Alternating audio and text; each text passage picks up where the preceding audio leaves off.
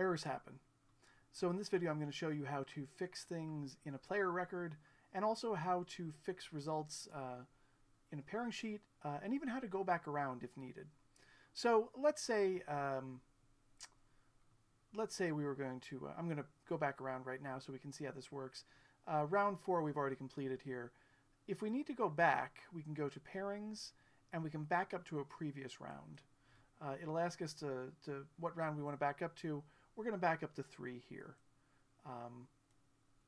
And that way it actually deletes the last round. We're back as if round 4 had not happened.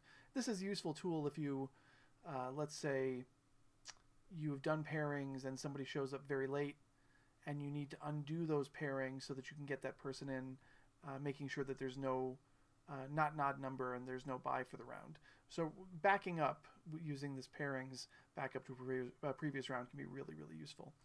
Let's say, for example, that we forgot, oh no, Magnus Carlsen, he's got a train to catch, so he's got to withdraw.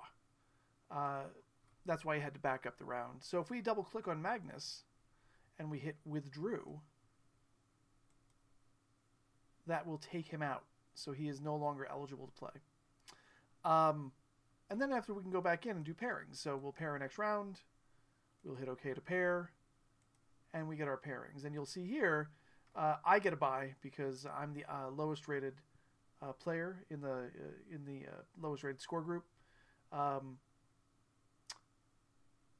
Carlsen withdrew. He didn't get a bye because he didn't do it before round 4 started, I guess, or before round 3.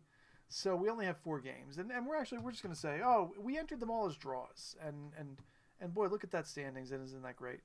But what happens if you realize that you misread the pairing sheet, that it wasn't actually all draws, it was 2 wins and 2 draws? Well, you can go back in to view pairings, and it'll actually let you choose the pairings for any round you need to look at.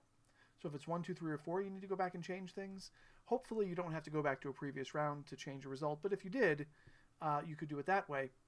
Let's say we found out that LaCroix and Suresh was actually a win for LaCroix. So by clicking on this W here and then clicking on the box, it's telling it W.